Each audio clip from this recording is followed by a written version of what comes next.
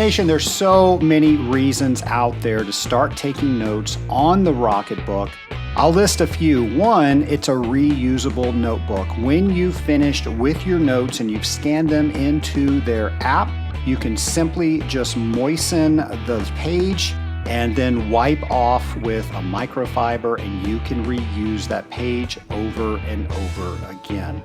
The best feature about the Rocketbook is you can search your notes. You will never lose a note again, which means you don't have to go back and do the valuable work you've already done because you can't find it. It is absolutely one of my favorite tools.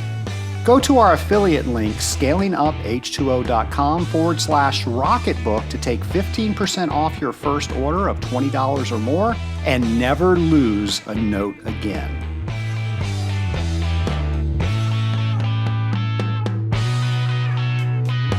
Welcome to the Scaling Up H2O podcast, the podcast where we scale up on knowledge so we don't scale up our systems.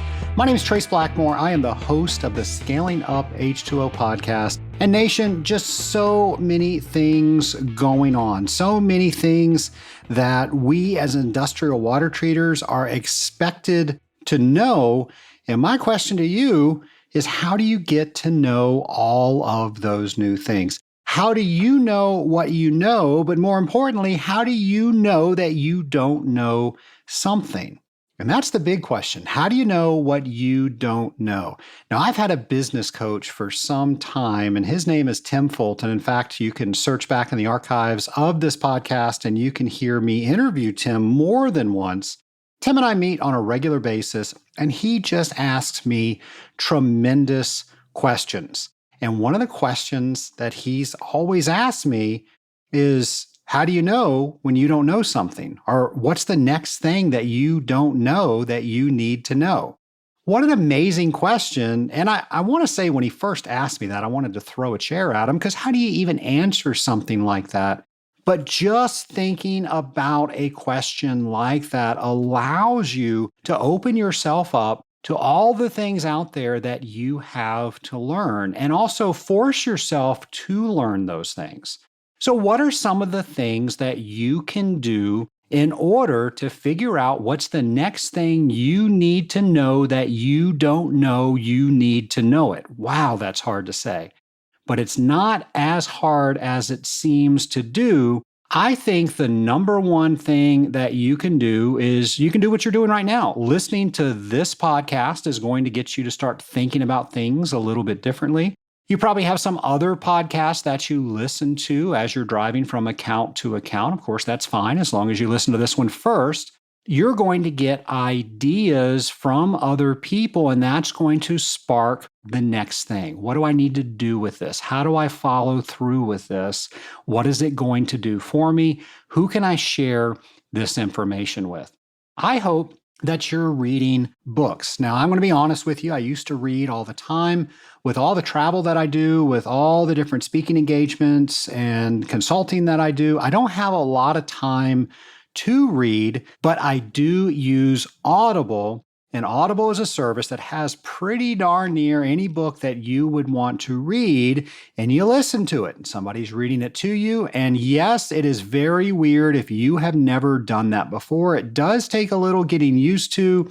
And I didn't think I was ever going to get used to it, but now it is one of my favorite ways to devour books. And once you get used to it, you can even increase the speed so you can listen quicker than the author is reading it to you. You got to play with this, though, because the whole point is not to finish the book. The whole point is to actually get understanding from the book. So you don't want to go any faster than you can do that. So you just got to play with that. And some people might say, I can't do that and absorb everything that I need.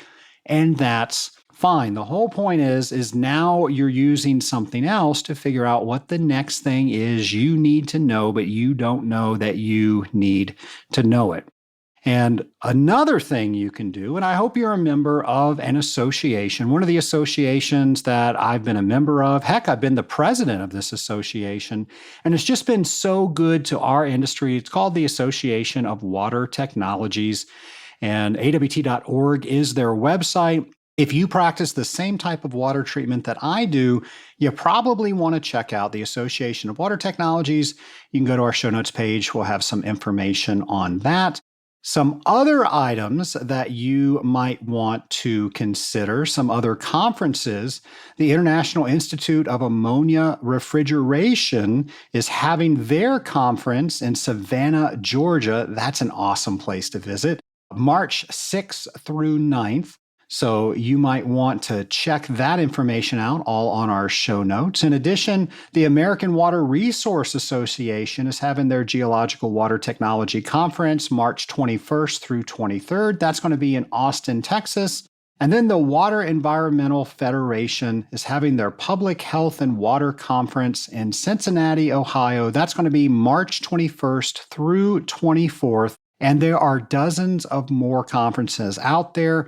The ones that relate highly to our industry, I'm going to make sure I bring those to you. But I don't want you to just rely on this podcast for that. I'm hoping that you figure out what are the associations that you need to become a member of, or at the very least, just pay attention to.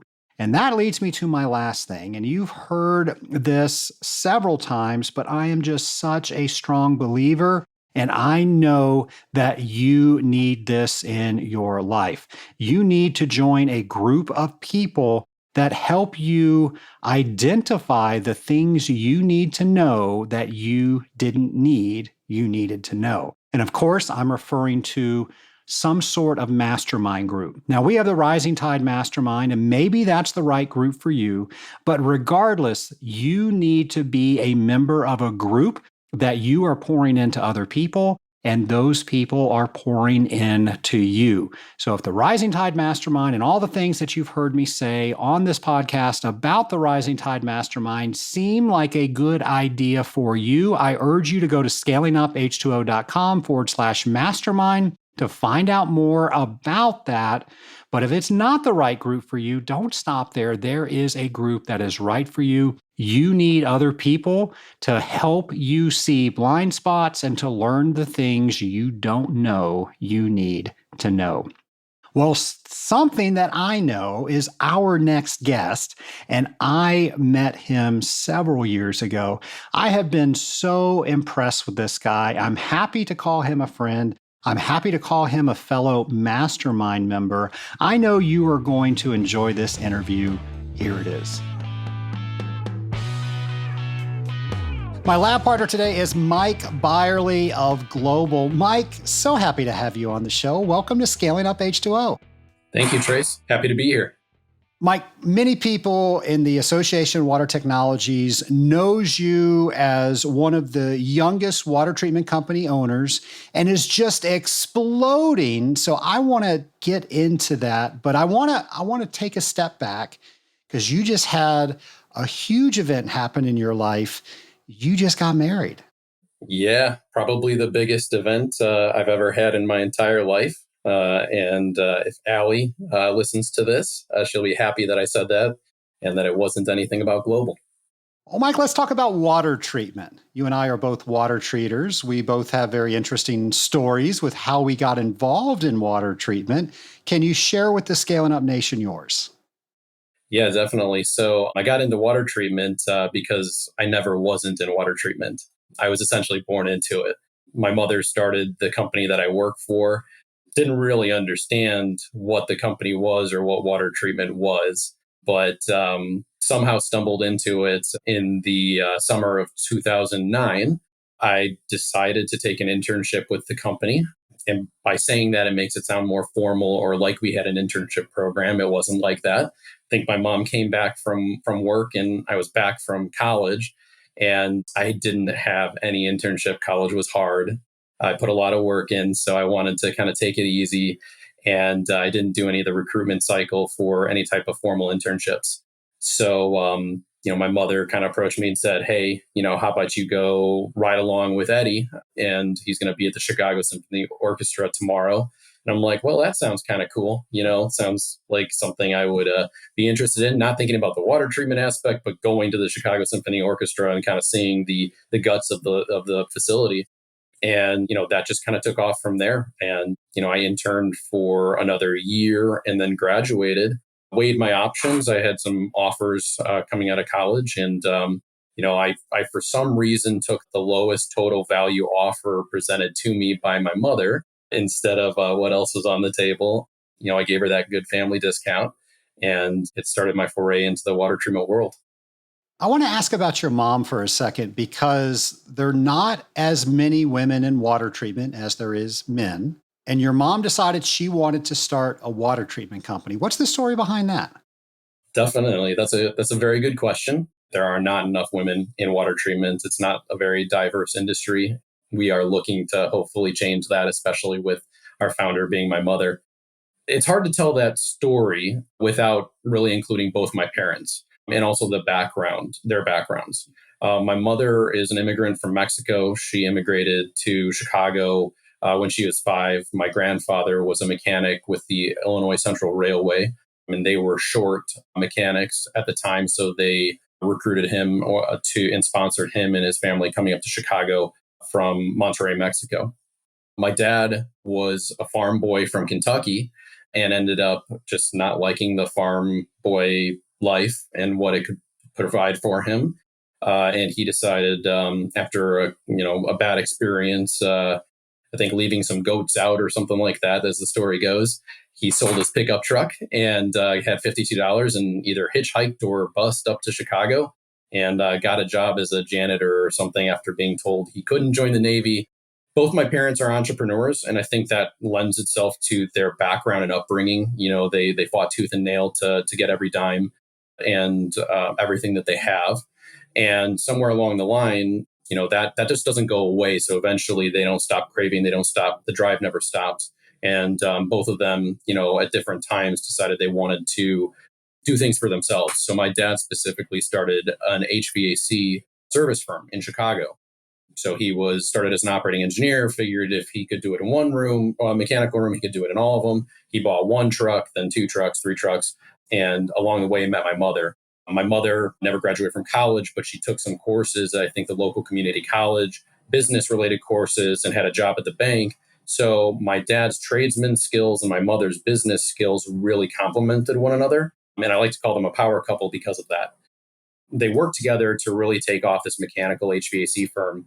And along the way, my dad being hands-on and an owner-operator, although he had employees and it was growing, would interact with the clients and be in the mechanical rooms and open up boilers, cooling towers, absorbers, everything you could imagine, and see all the ills of bad water treatment. So, after, so many times of bringing this up to my mother, in conversation, they said, hey, we know a couple of good water treaters that have kind of bounced around. What if we founded or we looked at doing something like that? Around the same time, the company was approached by a large firm in Chicago called Hill Mechanical.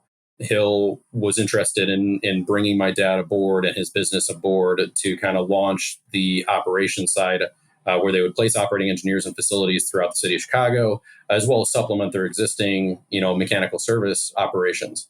So he sold, and at that point, I believe my mom was out of a job because Hill had all that infrastructure, a CFO, the administration, AR, AP, all that kind of stuff. So that's when the idea really took off. My dad got really entrenched and busy with the mechanical side. And although he was very supportive of my mother and they still operated very much, aligned in everything that they did, she went off with the water treatment venture and opportunity on her own and really created a niche for herself in the Chicago market, a great reputation for a service-driven firm. And she was known for attending all of the events, actually walking mechanical rooms, doing all the bid walkthroughs. She learned as much about water treatment as she could without actually applying it and doing it. And, still to this day, I find the notes from her that are beyond where I am 10 years in, 12 years if you count my two-year apprenticeship. And it just amazes me. She didn't carry a test kit. She didn't do that kind of stuff. Yet she was running the calculations, to calculate the bids. And you can even see her correcting notes from some of our field technicians and things like that. And it just kind of is a tribute to her ability to adapt, overcome, and her drive. And, it kind of laid a legacy and a foundation that I was lucky to kind of jump into head first. Mike, hearing you talk about the notes, I can't help thinking about when my dad passed away and I was the one that cleaned up his office and just finding all those. He had a computer, but I think it was just a paperweight to him. He would make all these handwritten notes, and there was just so much knowledge within all of those notes. So don't throw those away. No, I've got them in the memory box, and they're locked up, scanned, and I've got duplicates. Outstanding. So you had an internship. Your mom offered you a job. You gave her a great deal, lowest offer that you had on the table. It seemed to have worked out pretty well so far, though. My question is, how did you start to learn what you needed to learn to become an effective water treater? Very good question. And honestly, I have to attribute that to the people at the company that took me under their wing. You know, there could have been, two outcomes here. I step foot into the organization and everybody says, oh, the owner's son, what's going on? What are you here for? And then there's the alternative. And that's actually what happened, where everybody said, thank God you're here. We are glad to see that the Byerleys are investing, that Maria is investing in the company by introducing her son into the company. So I started out in the field. I started out shadowing individuals and really, learned on my own, what I didn't know, and supplemented what they taught me through these shadowing experiences and just through communication, through tools such as, I hate to say it, but the Nalco handbook, which was a fixture in our library in the basement of the office. You can say that. It's okay. There were great published literature from GE and obviously AWT, and at the time we had printed out all of the PowerPoint presentations of all the AWT seminars that my mom and different members of the team would go to over the years. So just being able to go through that, reference all that, and kind of self-teach. And then honestly, we had great partners and vendors that really also took me under their wing. So I can call out, Gary Garcia from Masters, John Steele from Aqua Phoenix, the guys at Lakewood, the guys at Advantage. I mean, all of these people, were almost hungry to help. And, that's something that's hard to forget, so it's great to be, where we are today, to know that these individuals kind of helped us get there. And they're still with us today, providing these services. And as we grow, they grow. And, it's a great full circle story. We didn't have a formal, onboarding structure. We didn't have a training program. We didn't have any of that. As you can imagine, when I walked in, I think we had about 5 or 6 people. So everything was more trial by fire, but the gaps were filled. People stepped up, to get me where I needed to be. And honestly, I owe all of my water treatment acumen to everybody else, that came before me in the company, as well as all these individuals, from the outside. And also, I have to say, our clients were very forgiving. The path that was paved for me with, the relationships my parents had just in the industry, as well as the technicians that service the accounts, the account managers before me, they kind of set me up in a situation where I had some room to play, some room to find my way and figure out my approach to water treatment. So I could try and get a little bit more automated, but then these engineers would say, hey, listen, what's worked has worked, and I want to do it this way. So I appreciate that you're a young gun trying to take the next step here, bring in automation or web-based controls or anything like that, but I don't want it. And it's funny because that kind of shaped interactions like that, shaped my approach. They didn't go too far and kick me out because I brought up those, and they very well could have. As we all know, sometimes you bring up a topic that people don't like. Sometimes they never forget, they don't forgive. And I didn't really have a lot of those experiences. Instead, it was a constant refrain of people kind of keeping me on track, as I was learning my way. You're very humble, Mike, but I know from working with water treaters that there's some people that they don't know something because they weren't taught it. And then there are people out there like yourself that just go out there and they find the next thing. I'm going to devour information. I don't know this. I'm going to take the responsibility to go learn it myself. What can you say to the audience to help promote that mindset? Yeah, so honestly, I think people, they're not afraid if you don't know. They're afraid if you don't communicate.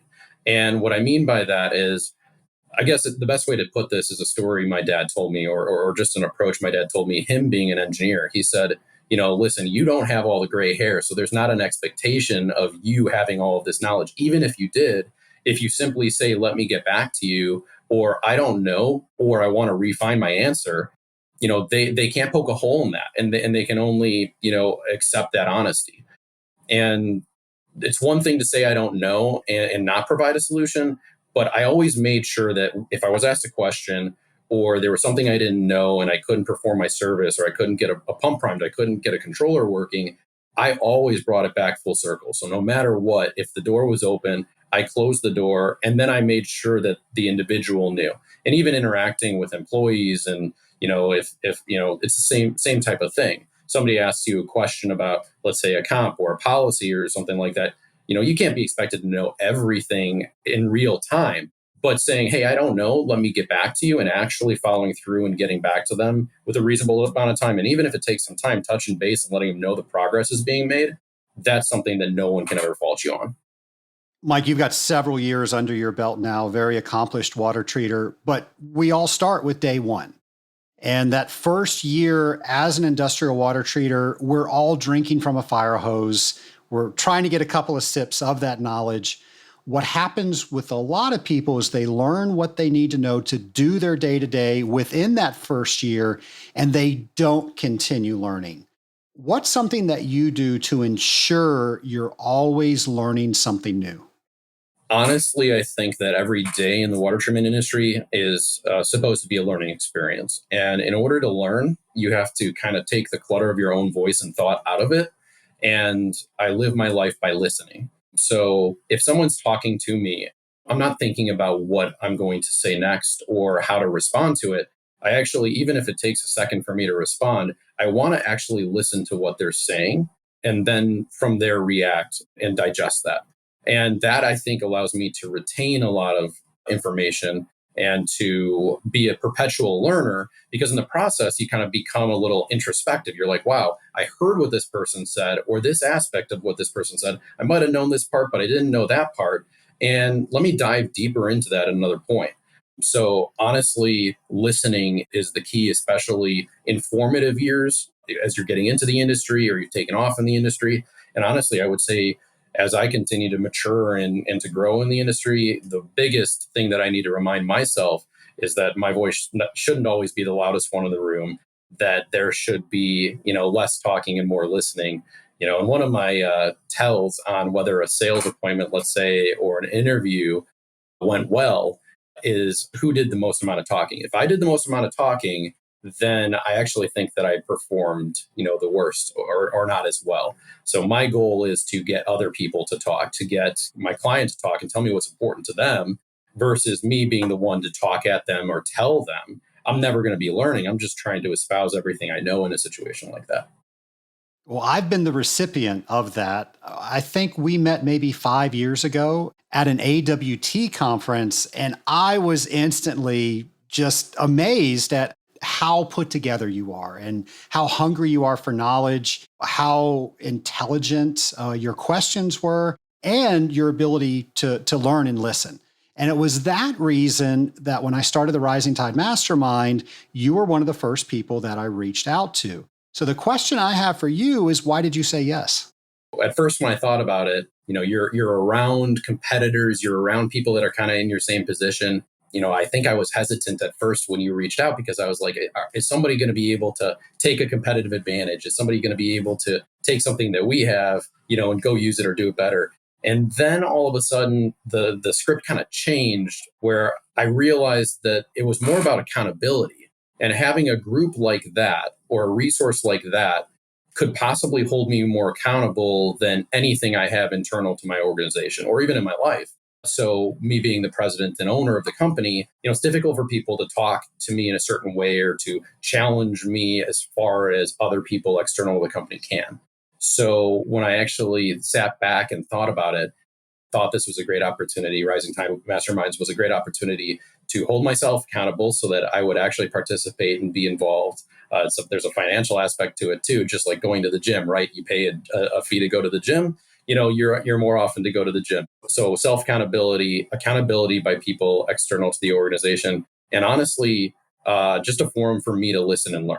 So just because we're taking off and doing things, well in our opinion, doesn't necessarily mean it's the right thing. And sharing data, sharing ideas and thoughts is really really healthy for the evolution of business. And the second that we might be collaborative internal to our organization, but sometimes that becomes too similar. The ideas are too similar. So having this external outreach and this external forum to bring in new ideas, at the highest level to our organization is also very, very valuable. What is something that you can add that I just can't say that help people understand what it is that we do in the Rising Tide Mastermind and why they maybe should consider it? I don't want to belittle what this is, but it's almost like a self-help group. It's we're not alone, and our industry is very unique, and our daily activities and who we interact with and how we interact, everything is very different, and all these experiences can be overwhelming. And there are groups out there like Vistage. There are other groups that you can share experiences. They're very business oriented, or they might be oriented towards a position. There might be groups oriented towards a COO, and you kind of commiserate over the challenges of being in that position. But to have people in the same relative position and sphere of operation in the same industry is truly unique. This is something that I think there is nothing else like that out there for the AWT community, member companies, members of those companies. And it's something that I think anybody, even at a very beginning stage of their career to the most senior, could benefit from. And honestly, my relationship with my wife has increased because I'm no longer just going to her for some of my, I wouldn't say venting, but coaching or mentorship. I'm actually, I kind of have that group of peers that can help me there too. Yeah, I don't know if you can see over my shoulder here, but that's actually my 10-year Vistage award. I'm a huge Vistage fan. I'm no longer a member. There's just a bandwidth time commitment thing with all the other things that I'm doing. But something that you mentioned and why I created the Rising Tide was I would bring a lot of the issues to my Vistage group. And I spent so much time trying to give them context around the issue. By the time we actually got to discussing the issue, we were out of time. And instantly, when we bring issues to the Rising Tide Mastermind, we don't have to do that. Everybody gets it. We can just dive into the issue. Exactly. It doesn't matter if it's talking about being a road warrior. It doesn't matter if it's talking about, a technical issue. All of that stuff's a given. So you can jump right into the meat and potatoes right away. And I have noticed that our calls, our groups, the outcomes are quicker. The conversations are, more in depth. And again, like you said, it's nothing against these other groups that are out there. There's just a hurdle that needs to be overcome before you can get there. Mike, let's shift gears a little bit. And if anybody has been around AWT, they've heard about Global. And it's probably that Global has acquired another company. And then they acquired another company. And then they acquired another company, which is just amazing. So, my question to you is, you were an intern, you took this job offer, you learned how to be a water treater, then you started taking over the company. And apparently now it's world domination. So if you could share with the Scaling Up Nation, what is the culture like at Global, and what are you trying to build? Yeah, great question. And you're too kind. Those words are very flattering to me and to the team. But quite frankly, we're hungry. We're hungry for growth. We're hungry for success, and we're hungry for any pathway that can help us keep moving the ball forward. So it's not necessarily one strategy of just dominated by acquisitions. Believe it or not, we're a lot better at getting business organically compared to acquisitions. If you take a look at the split on growth numbers year over year. So being able to have, be good fundamentally at water treatment and complement that with acquisitions is certainly important to our growth strategy now and in the future. But how do we get here? Honestly, it was more of a sustainability thing. When I started, the company was in a bleak position. My dad, unfortunately, had some health issues before I actually went to college, and they got a little bit worse while I was in college. And my mother kind of stepped away from the business, the day to day, and it just kind of sat there stagnant. So by the time I got into it, There was a lot of work that needed to be done just to be healthy. So my original plan was to see if we could make the business, stabilize and then grow it from there. Now, my mother, encouraged me to go and sell.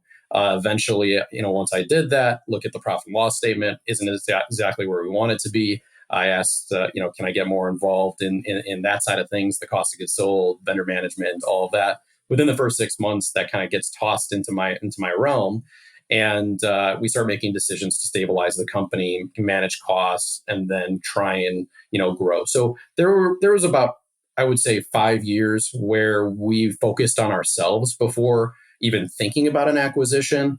And by the time our first acquisition came around in 2015, and by no means was it a giant acquisition, but it was an acquisition nonetheless, my mentality was actually completely against acquisitions. I was 26 years old, and I was really good at that point at having conversations and selling global to get new business. So our organic growth rate from 2012 to 2015 was above 30% without any acquisitions year over year.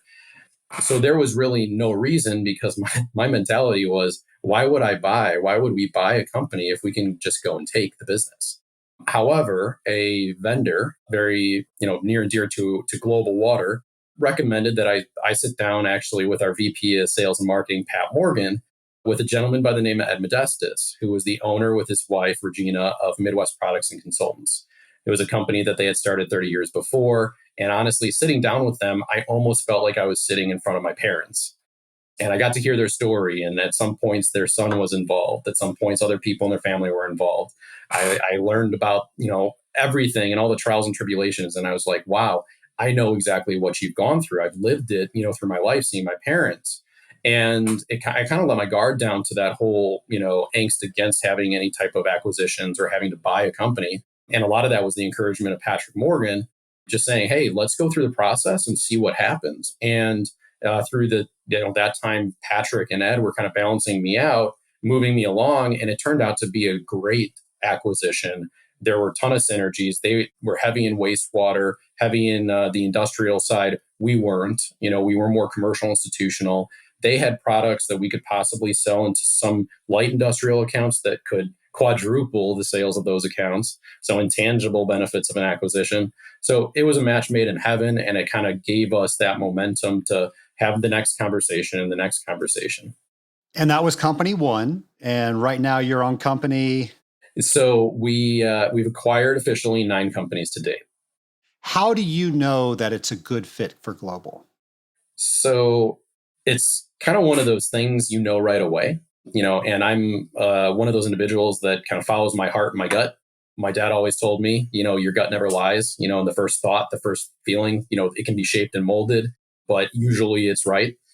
So when you sit down with these individuals, they sit down with me, you kind of know, or different members of our leadership team, we know if we're going to work well together and we're going to be able to embark down this journey, together, because Global has, certain goals. And we don't want to buy companies just for the sake of buying companies. We don't want to grow just for the sake of growing.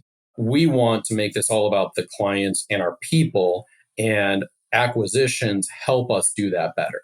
So when we are able to acquire companies that have solid cultures, or cultures that are, fundamentally aligned with our own, that are people focused, that are, growth focused, doing the right thing by the client focused, it creates this sustainability. Within the first couple of minutes, if it's meant to be. If it's just, I'll just say, if it's more of a transactional thing, hey, I'm gone within, a month, and here are all my accounts. I mean, that's one thing, and that's not necessarily, we're open to any of those conversations and we'll have them.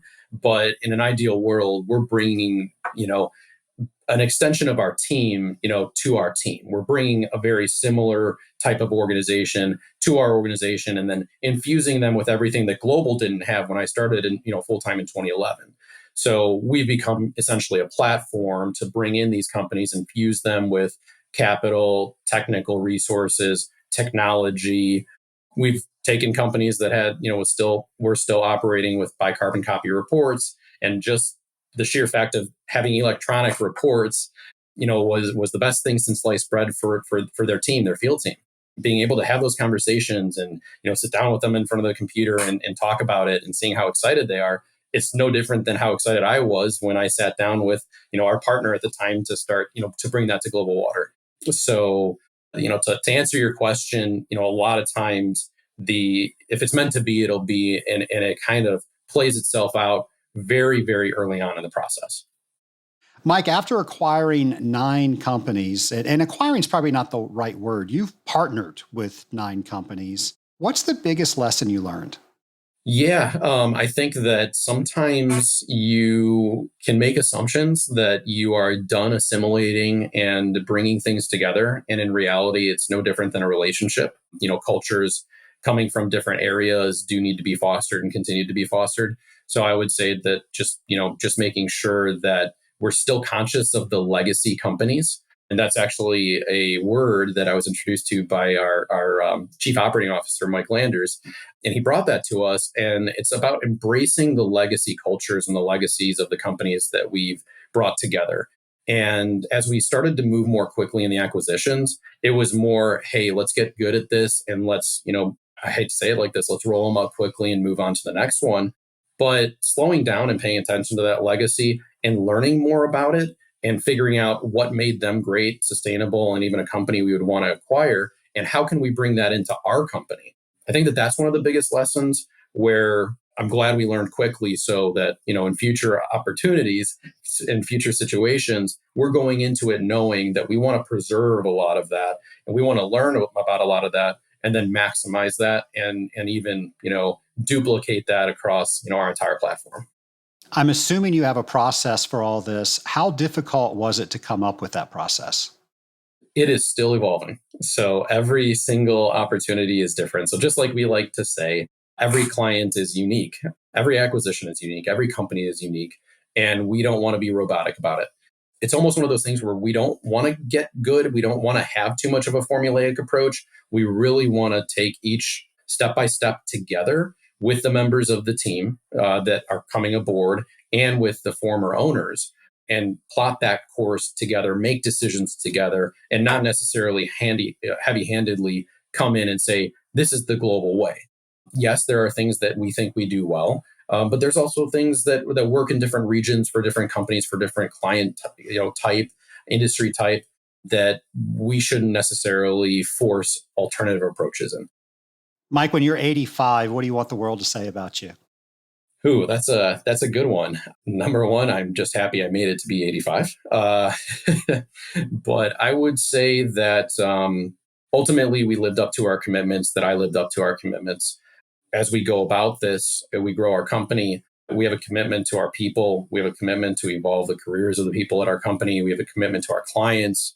We have a commitment to the families of the people at our company. So the list goes on and on. So it's very important to me that I and our senior leaders are seen as people that have followed through with that. And I don't plan on going anywhere. So I fully intend to be retiring out of Global Water maybe at 85. And I hope that when that retirement party happens, people are saying that guy actually, he followed through. He did it. He did everything he said he was going to do.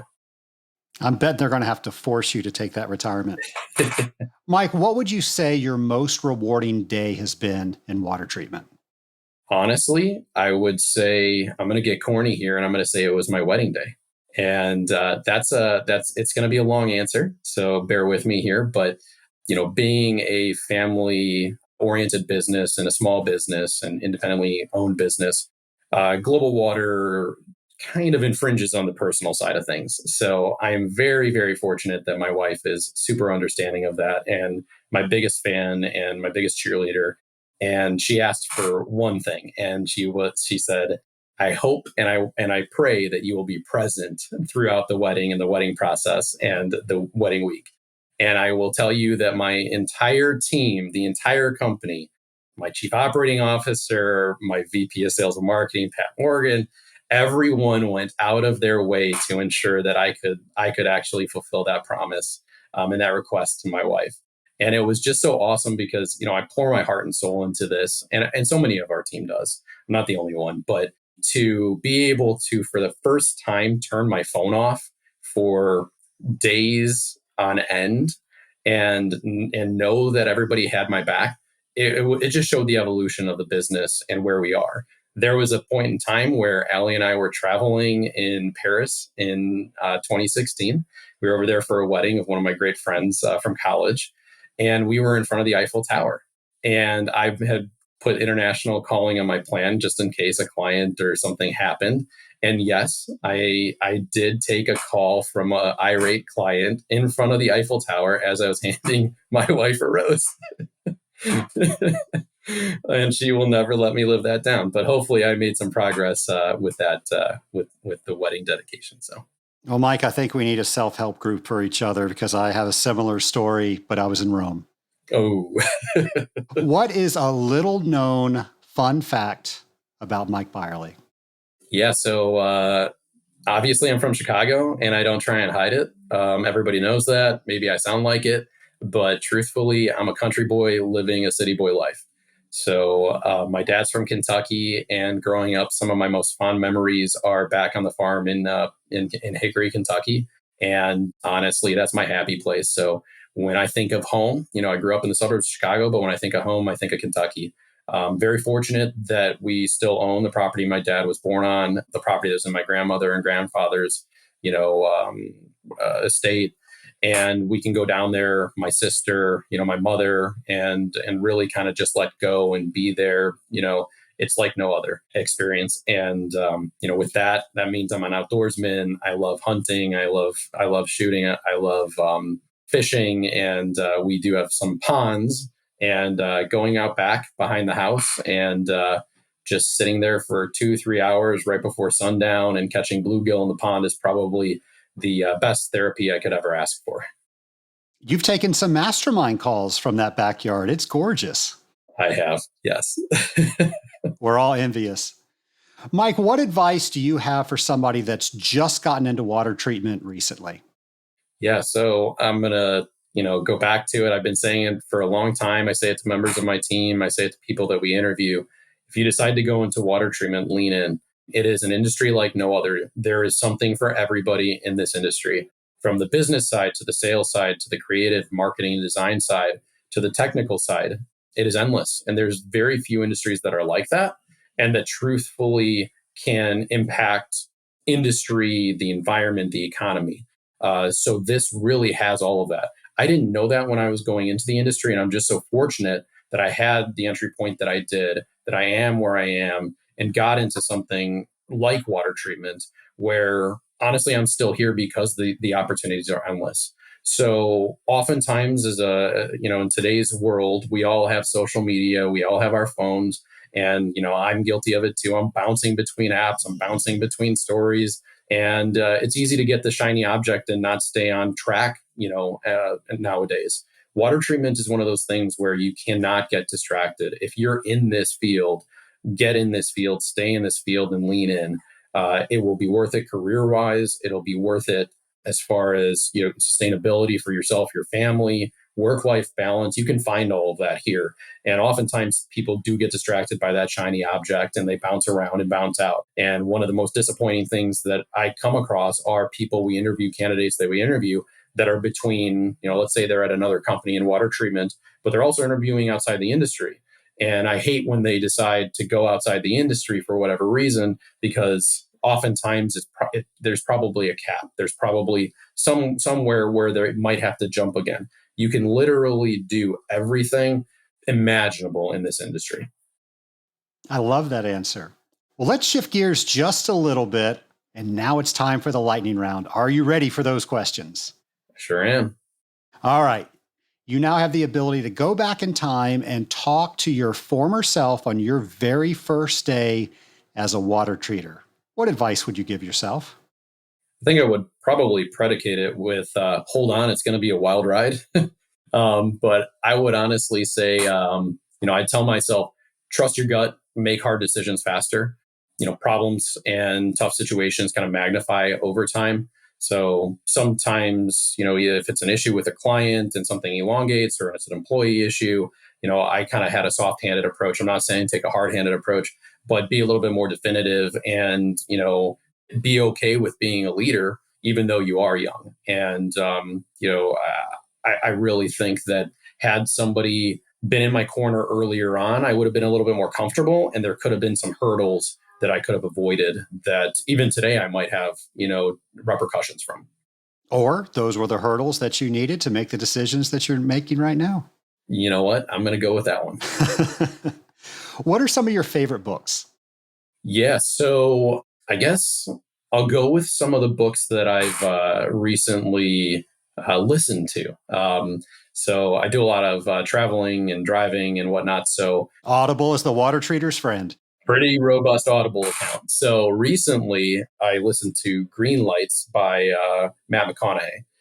So that one was pretty interesting, hearing his life story, life experiences. And I wasn't expecting it to be a self-help or motivating type book, but it ended up being, very much so, that talking about how there are yellow lights, red lights, so diversions or stops and caution periods. But there's a way to live your life. There's approaches that you can take to ensure that you encounter more green lights. So it's a apt analogy to life itself. And in learning about his approach was pretty interesting. I believe he, grew up in Texas and definitely has that Texas mentality and mantra, which might be a little bit different from the Midwest, especially the upper Midwest. But just his theory and approach was definitely interesting.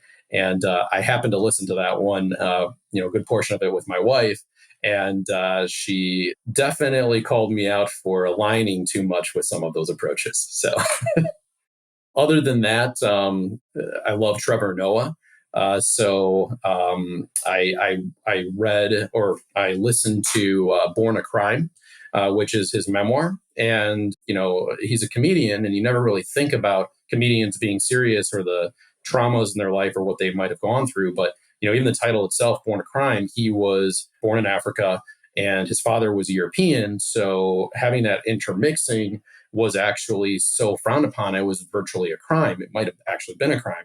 Hearing all of that and how somebody could go through so much and then end up being so successful and bringing so much light and humor to topics like politics or, the pandemic, trying to get through it, it really just is a tribute to the strength of people. And it also kind of shows you that, we have it good, and trials and tribulations we go through aren't necessarily as robust or harmful or crazy as what other people go through. So it puts it in perspective. If a movie got made about your life, who do you want playing Mike? I have no idea, but I will default to a meme that somebody made of me back in college. So a younger fraternity brother. I dressed up as, I forgot what it was. It was like an 80s party or whatnot. And they got a picture of me, and I look like Tom Hiddleston in the picture. Loki from the Avengers. And for whatever reason, it stuck. People talked about it, and they say that I look very similar or have some similar mannerisms, approaches, and things like that. Not to Loki, but to Tom. Make that distinction. Yes. My last question: if you had the ability to speak to anybody throughout history, who would you choose and why? So I'm gonna have to say two, and one is more on the personal side, and one is more just I think that reach in history. So unfortunately, my dad had a stroke in 2007, again in 2009, and slowly kind of suffered from dementia. Still with us, but he's really feeling the effects of that. I would say if I could go back in time, I would love to chat with my dad as an adult. I was always a kid, when he had all of his faculties around. And, before that, after that, I was in college. And then it really never matched up. So I would love to have a conversation with him. He was a baller. He did some really great things. I hear stories about what he did in the professional world, and I never had that aspect. So now where I am and the overlap with what he did, it would be great, because I have those conversations with my mother. She lived this life. She did these things, and I enjoy and love and thrive off those conversations. If I had to go with somebody more popular in history, I would definitely say George Washington. I am not a chemist. I'm not a biologist. In college, I actually studied political science, history, and pre-business. So I'm a history and poli-sci nut. I love the United States. I love our founding story. I love the principles the country was founded off of. And, I look at somebody like George Washington, and especially in today's environment, I'd love to have a conversation about him or with him about what made him do what he did in different instances. Some good, some bad. Some good could actually be some of the most consequential decisions and the best decisions in history of possibly the world, or at least in the United States. Specifically, the guy could have actually become the king of the United States. He could have consistently been reelected. He was a war hero. He's responsible for founding the country. He won at every term once he started winning. But ultimately he went back. He retreated, back to the farm life.